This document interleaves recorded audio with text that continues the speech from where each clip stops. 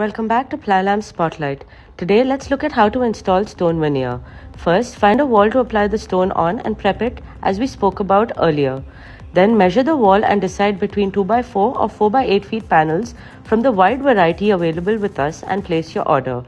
Take the stone veneer, measure and cut them out to the size to be fitted on the walls and sand it down slightly to give a smooth edge.